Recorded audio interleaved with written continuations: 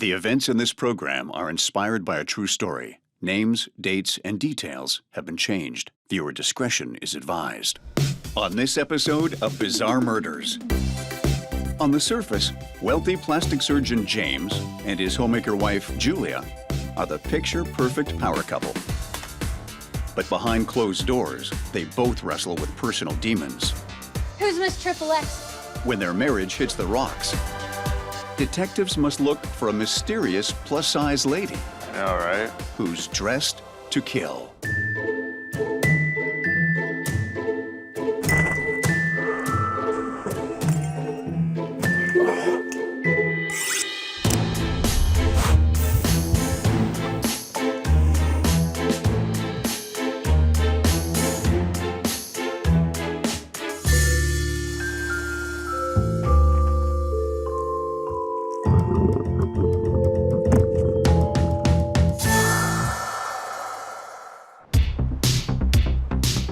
Seattle, Washington, a city blessed with natural beauty. We'll lift a little here. But for some citizens, natural is a relative term. While we're at it, take care of that neck. It's quite a waddle you have. James is a respected plastic surgeon with a very successful practice. Can you please come in here for a moment? His wife, Julia, is a happy homemaker and devoted mother to their only child, Isabel. Isabel has her riding lesson at 4 o'clock. Can you please make sure she's properly attired? James earns the big bucks, and Julia runs the household. It's 1984, so it's not that unusual a setup. On the surface, they appear to be playing their roles perfectly. But looks can be deceiving.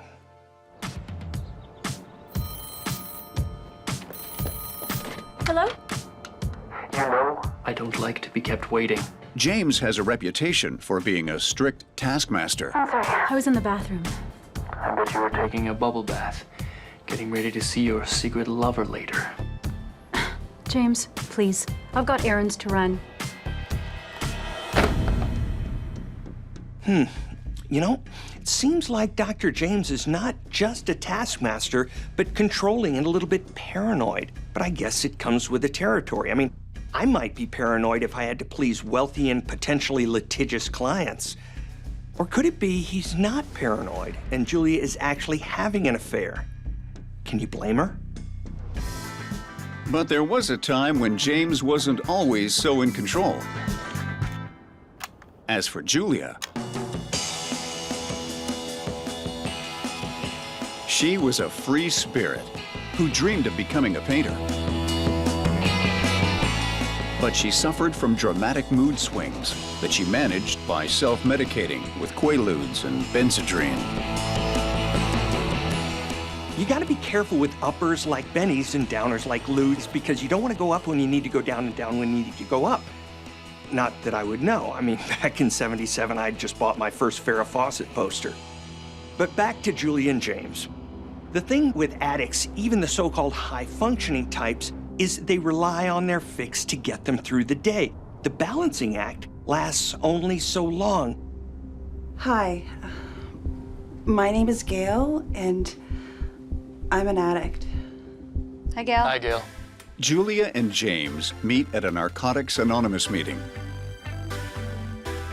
Even though it's against the rules to date while in Narcotics Anonymous, James and Julia can't resist one another. In the midst of kicking their habits, their relationship takes an unexpected turn. A baby?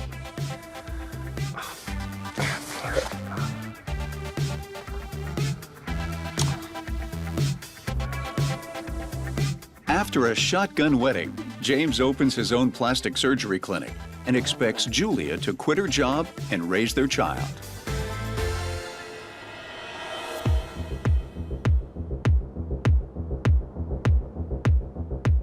But a few years into their picture-perfect marriage, cracks start to appear. You're wearing that. Where's the Halston? I thought this would be more appropriate for tonight. Appropriate for what? A hoedown? If I ever talk to my wife like that, Well, I don't, because waiting for the other shoe to drop makes me nervous. Anyway, Dr. James is what we call a dry drunk. His fix is controlling every aspect of his life, especially his wife. And as for Julia, well, she became a homemaker for this guy. She may love the money, but I can bet she's not loving the price she's having to pay. Go change. We're going to be late. No. I like this dress. Then you can stick that in your pipe and smoke it. Get ready, ladies. Here we go. 1, a 2, a 1, 2, step together. Yes. Julia, no longer content to play the role of happy homemaker that James expects, starts asserting her independence. Now watch me for the pony. Pony. Pony. Pony. Beth and Rubik, Serafina speaking. How can I help you become your most fabulous self? Put my wife on the phone now. Julia's getting her groove back, and for a guy with James' ego and weaknesses, if he's losing control over his wife, then that makes him terrified he's losing control of his life. She's teaching a class right now. Call back.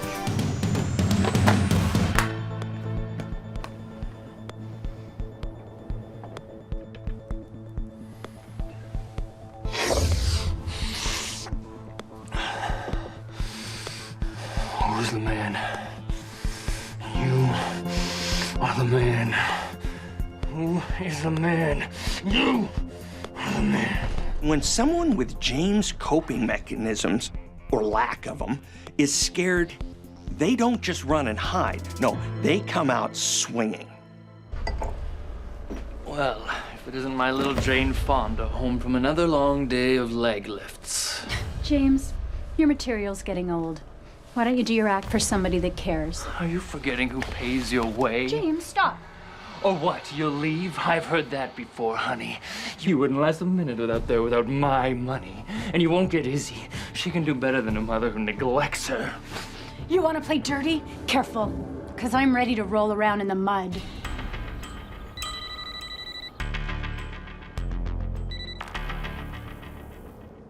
I don't know where my wife is.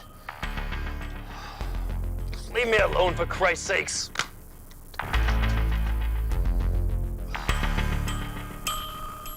A successful surgeon and his beautiful wife make a pretty picture. But from the looks of the bedroom and the aftermath of their fight, it's a whole other story. It's possible Julia has taken off to cool down, or she's making plans to leave for good. When Julia misses her aerobics classes that afternoon, her boss, Serafina, is concerned and goes to the police. This is not like Julia. Her husband hated her working, like hated. You should hear the way he speaks to her. All right, what is it you want me to do? Find Julia. Well, what if I could? I'm just telling you there are procedures.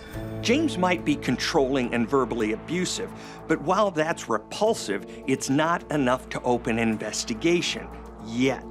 A person can't be declared officially missing until they've been gone at least 48 hours, and police will only conduct a search if they believe the disappearance is suspicious. A few days later, detectives get a call from a gas station attendant. I was just taking out the trash, man. Honest. Uh-huh.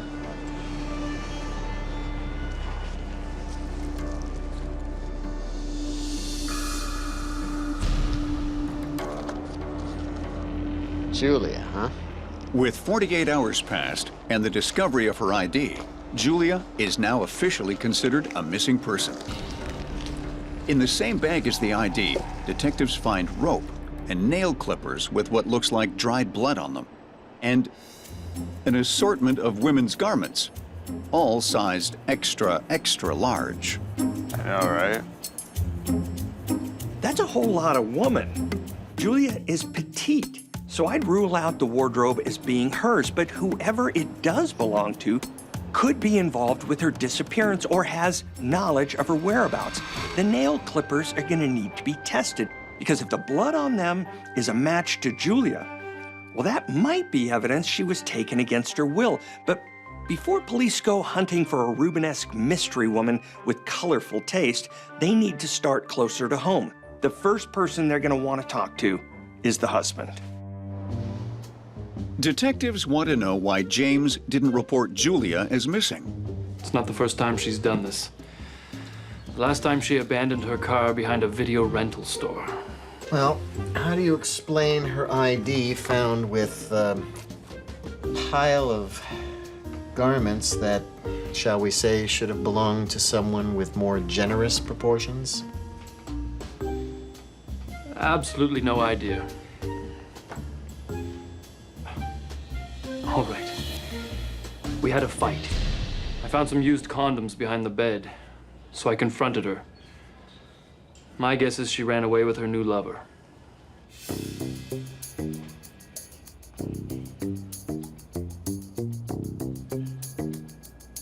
It's Julia's, in case you need a scent for the sniffer dogs.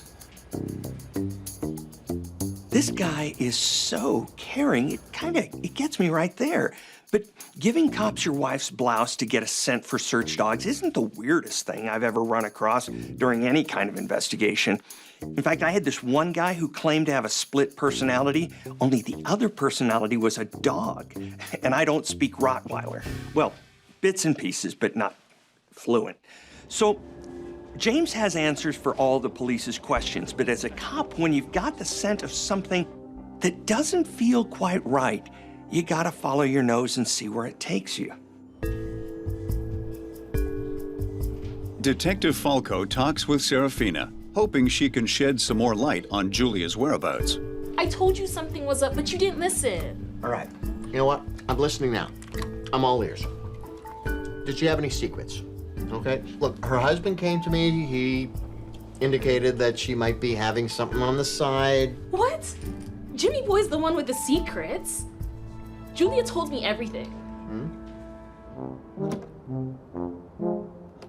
Serafina tells detectives that Julia got suspicious that her husband was having an affair.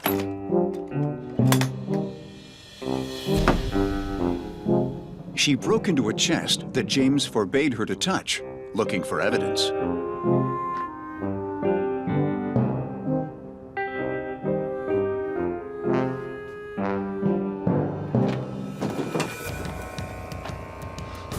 Don't touch those. Who's Miss Triple X, huh? They are not Triple X. Whatever. But they are cheap. Okay then, big lady's underwear. It's becoming a theme. But what exactly James is doing with a bunch of women's clothes in a locked chest in his bedroom is a mystery. Or is it? Could it be just a little kinky?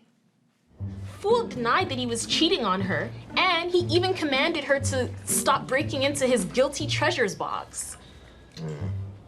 Oh, sorry. Want one? I don't do candy. Suit yourself. All right, so you have any other information about Julia leaving her husband? Yeah.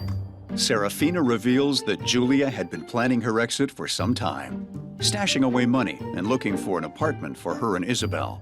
She was really gonna do it this time, even though she was petrified. Because if James found out, oh Lord. You have to tell me where you're disappearing all night. Me? Yeah. Julia confessed to Serafina that she and James argued and that he was becoming more and more violent and paranoid. Can your lover buy you all new clothes? No?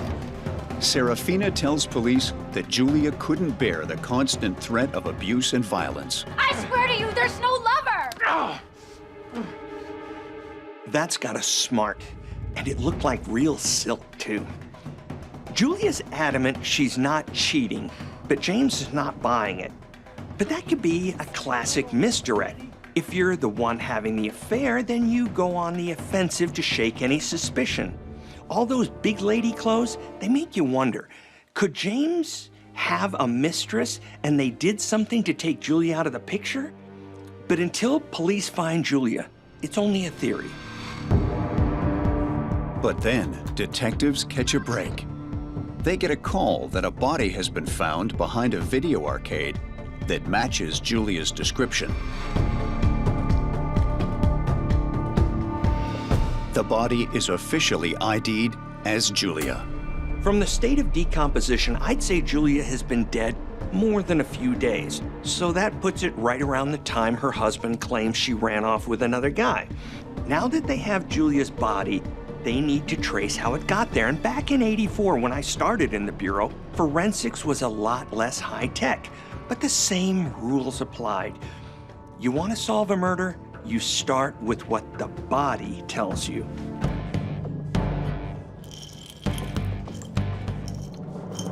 The autopsy concludes that Julia's cause of death was suffocation. The red fibers on her body turn out to be satin. And the towel Julia was wrapped in is determined to be a rare and expensive brand from Turkey.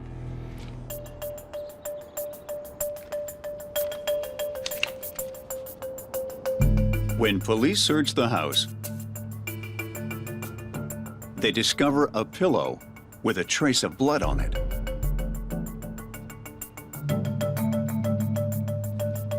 Under the bed, they find a towel that is an exact replica of the one Julia's body was wrapped in. You say, Steve, why not check the DNA? Well, back in '84, DNA profiling was just being developed. Nobody had ever even used it in a case. So to make a case in the '80s, it took more legwork. Every single piece of evidence has to conclusively connect to the crime. Back then, we just couldn't wave the DNA wand. Thank you. When the fibers on the pillow were tested, they're found to be a match for those found on Julia's body. And the blood on the pillow is Julia's blood type. That's enough for police to bring James in for questioning. But they can't find him anywhere. They search his bank records and discover that James has been withdrawing huge amounts of cash. They're worried he's planning on fleeing the country. Police managed to track James down at his travel agents. What do you say we make like a stripper? Absolutely not. I know my rights. Actually, James, you don't. It's not uncommon for the police to ask people taken into custody to strip down. In this case, it's a chance to photograph any injuries, tattoos, or scars that can be key in their investigation. If James is hiding any cuts, bruises, or markings, the hope is they can be linked to Julia's murder. The police identify recent scarring on James's torso and a little something else.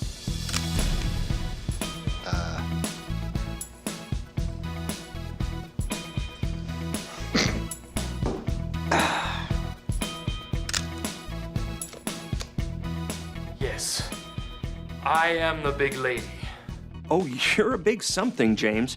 I gotta admit, I didn't see that coming. So the lingerie at the gas station and the secret trunk all belong to James.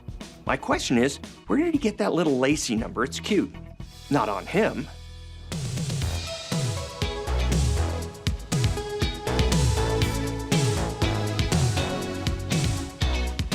There is no mystery lady. James, the dominant, controlling plastic surgeon, is a cross-dresser. Talk about a not-so-sweet transvestite. Cross-dressing comes from the man's desire to explore his feminine side, and for many guys, it's an outlet for stress. The more tension at work or home, the more they want to dress up. With his marriage on the rocks, his addiction, and the stress of keeping his cross-dressing a secret, well, James was probably one big hot mess. But big panties alone don't prove that he killed his wife. The police need more evidence to make a murder charge stick. So tell me, have you ever seen this guy before? Yeah, man. That dude was a real jerk. Turns out, on the same day Julia's body was found, James went to the gas station to get his car detailed. He was mucho particular with his trunk being spotless. I'll bet he was, and I'll bet he didn't tip either, but Mick just nailed the last piece into place. The evidence against James is coming together. The fibers on Julia's body match the pillow at the house that's got her blood on it.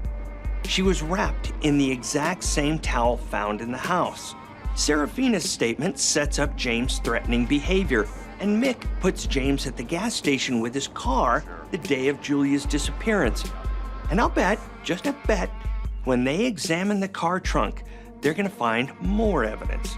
Now, if the police can get James to confess, they can tie this case up with a nice big bow.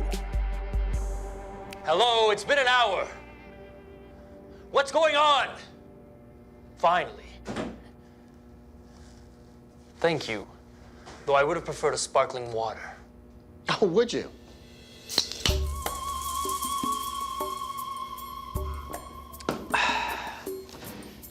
James, it's time for you to stop yammering and listen up for a change.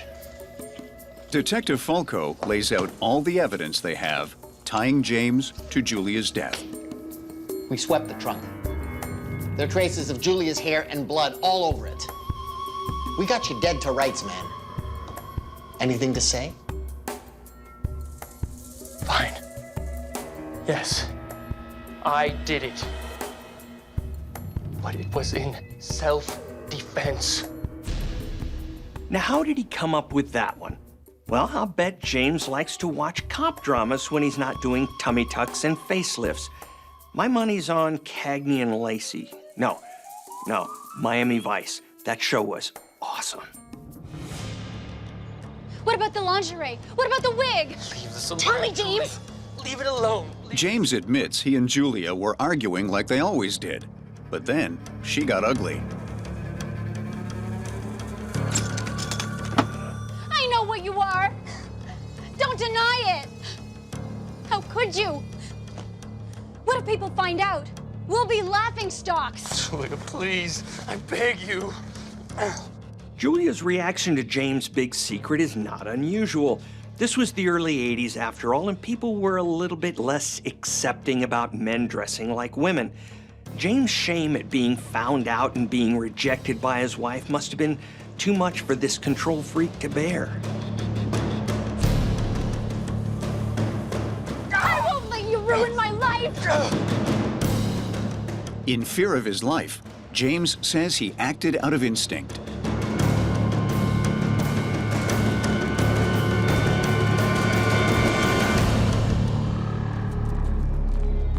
He claimed that after he killed Julia, he put her in the car and tried to bury the body at a friend's country house. But that didn't work out, so he parked the car for the weekend before he finally found a dumpster. She just didn't understand. She was so small town. I had to destroy my best bra and panty set because of her. Can I please get that sparkling water? James has spilled his big Lacey secret, but so far they've only got his side of the story. Unless Julia can speak up from the grave.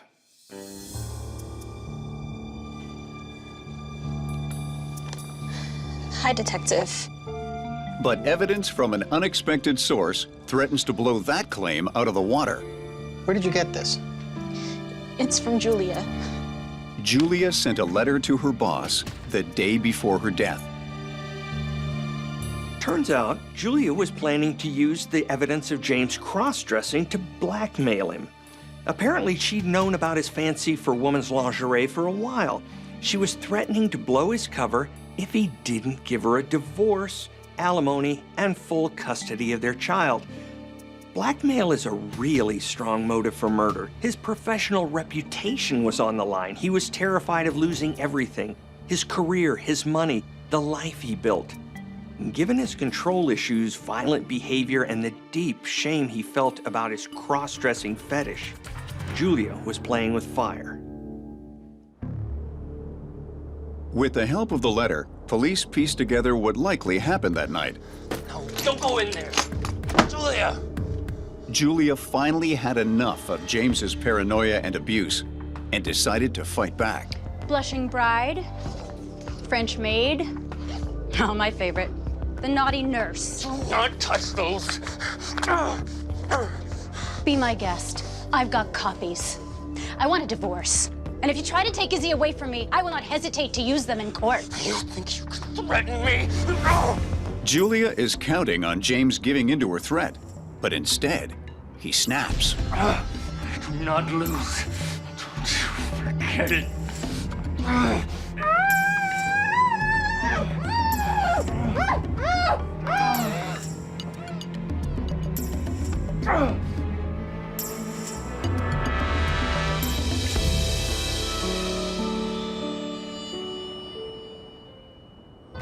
Upon further analysis, the medical examiner rules that James's wounds were self-inflicted with nail clippers. James tried to make it look like Julia attacked him, but good old-fashioned detective work and science got the better of him. Even though DNA wasn't around as a technique in '84, forensics did the job of tying him to the crime, and James' self-defense claim is shut down.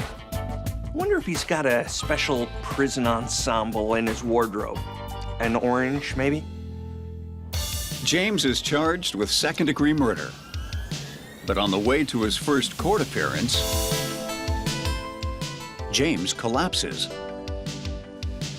He's rushed to hospital, where he dies. Turns out that James had terminal cancer, and he knew his days were numbered. He was so terrified of losing his status as the rich, successful surgeon that he was willing to do whatever it took to keep it, including murder. But in the end, he wasn't even around to care. He didn't go through a public trial that exposed his cross-dressing secret. So he got to keep his precious reputation and get out of serving hard time for killing Julia. It's kind of the ultimate get-out-of-jail-free card. Jeez, the lengths some people will go to.